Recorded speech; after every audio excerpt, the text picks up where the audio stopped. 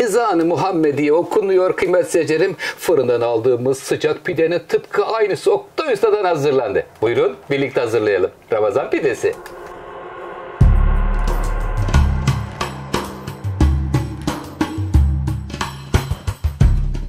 Ramazan-ı Şerif ayı geldi kıymetli seyircilerim. Şöyle güzel size patatesli bir Ramazan pidesi hazırlayacağım. Burada 4,5 su bardağı unumuz var. Yani yarım kilo un var. Hemen malzemeleri sayayım. Bir tane haşlanmış patates, bir yumurta sarısı üzerinde.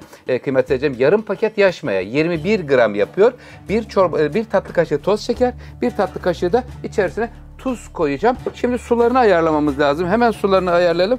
Suların kıymetli seyircilerim parmak dayanabilir sıcaklıkta olmasına özen gösterelim. Mayalanması gecikmemiş olur böylelikle bu sayede. Böyle 45-50 derece civarında bir sular bakayım. Canlarım gayet güzelsiniz. Şimdi Bismillahirrahmanirrahim. Burada bir tatlı kaşığı şöyle Himalaya tuzumdan unun üzerine veriyorum. Ver Ayşem. Evet verdim. Tuz ile unu karıştırıyorum. Şimdi karıştırdıktan sonra ortaya bir havuz açıyoruz. Açılan havuzun içerisine yarım paket yaş maya. Ver Ayşem. Bismillahirrahmanirrahim. Bir tatlı kaşığı toz şeker. Bu ne yapıyor? Mayayı hareketlendiriyor kıymetli seyircilerim. Ondan dolayı şeker ve maya birlikte olsun. Parmak dayanabilir ısıdaki suyun bir bardağını baştan döküyorum. Burada mayayı eritiyorum. Patatesli bir hamur olacağı için çok su kaldırmayabilir. 2. bardak su yedekte duruyor. Lütfen takipte kalın. Güzel bir Ramazan pidesi tarifi Oktay Usta'dan geliyor.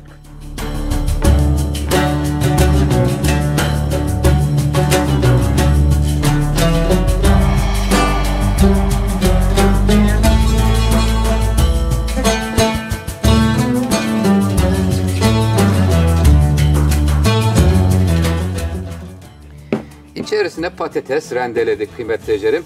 Bu su miktarı ne kadar aldı Oktay Usta diyen seyircilerim için hemen efendim özetliyorum. Bakın kıvam işte böyle kıymetli seyircilerim. Gayet güzel, başarılı, patatesli bir hamur. Hiç bayatlama olmaz. Daima yumuşacık ve lezzetli olur. 1,5 su bardağı el dayanabilir ısıda su koymuş oldum kıymetli seyircilerim. Şimdi böyle tahta kaşık ile karıştırıyorum. 50 derecelik ısıtılmış fırına göndereceğim. Hızlı mayalandırma yapacağız. Böyle bu ahşap karıştırma kabında çok iyi mayalanıyor. Performansı cama göre daha iyi kıymetlidir. İmkanı olanlar böyle ahşap kapta karıştırırlarsa hamurlarını gayet neticesi güzel olacaktır işte. Sevgiyle hazırlanmış bir Ramazan pidesi. Oktay Usta'dan geliyor. Lütfen takipte kalın.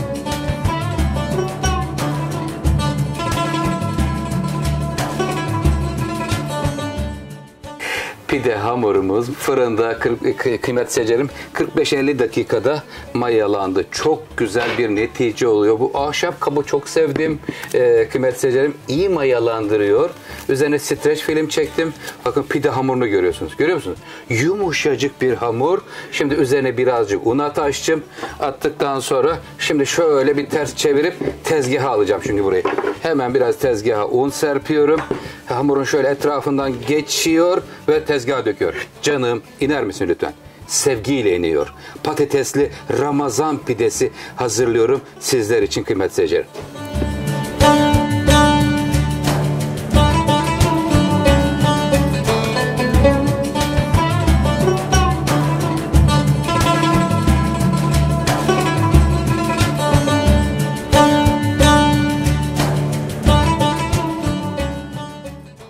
Ramazan pidemizin hamurunu tepsiye aldık. Üzerine kapattık.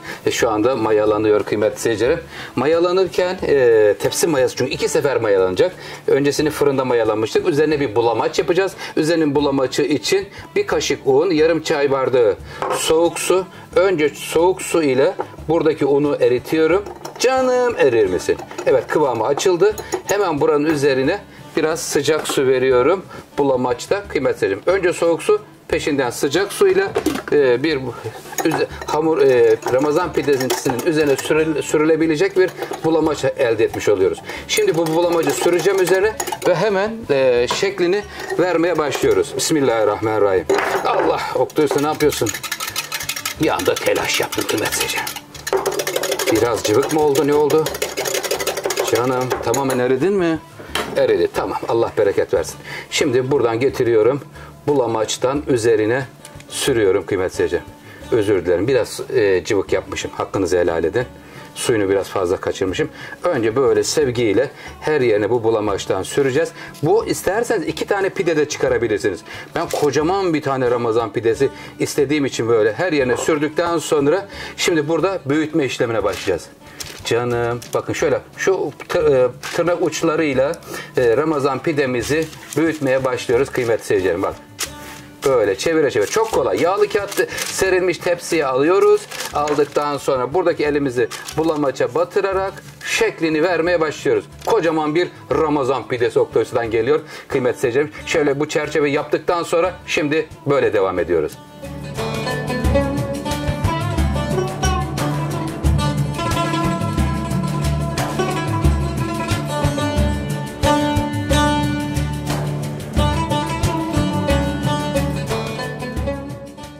Ramazan pidemiz gerçekten çok güzel oldu. Kıymetli seyircilerim, patatesli ayrı bir hamura performans veriyor. Gayet yumuşak, esnek bir hamur yaptı. Ölçümüzden bir tane büyük pide çıkartmış olduk. Sadece ortadaki motifli olan bölüme susam ve çörek otu vereceğim. Kenardaki şu çerçeveye, bilezik bölümüne susam, çörek otu oraya vermiyorum kıymetli seyircilerim. Fırınımız şu anda 200 derece ısıtılmış fırın. Fırının en alt katına koyacağım. Sevgiyle pişecek. Pidemizi nasıl buldunuz kıymetli seyircilerim?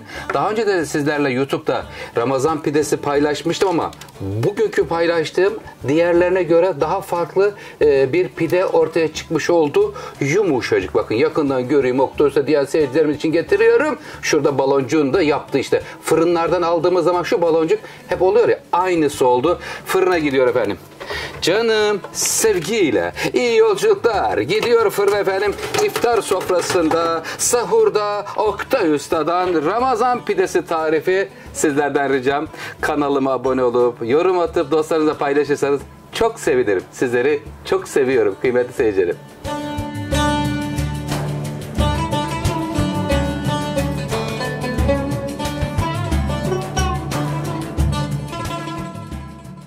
Fırınımızdan pişmiş Ramazan pidesinin kokusu geliyor kıymetli seyircilerim. Hemen ezan-ı Muhammediye okunmak üzere fırından yeni çıkmış sıcak sıcak efendim pide tarifi geliyor.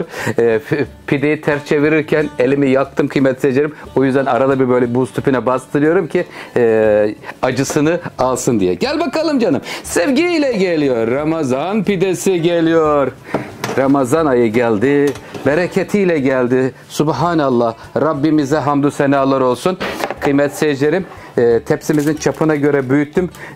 Biraz daha büyütebilseydim. Şurası biraz fazla şişkin oldu.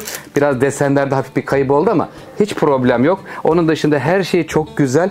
Zeminin ne kadar pişip pişmediğini de sizlerle şimdi birazdan paylaşacağım Allah izin verirse. Efendim Oktay Usta'dan tarifler Ramazan-ı Şerif ayı boyunca gelmeye devam edecek kıymetli seyircilerim. Sizleri çok seviyorum. Sofralarınız bereketli olsun. Rabbim oruçlarınızı kabul eylesin. Lütfen yorumlara yazın hangi tarifleri istediğinizi. Hoşça kalın efendim.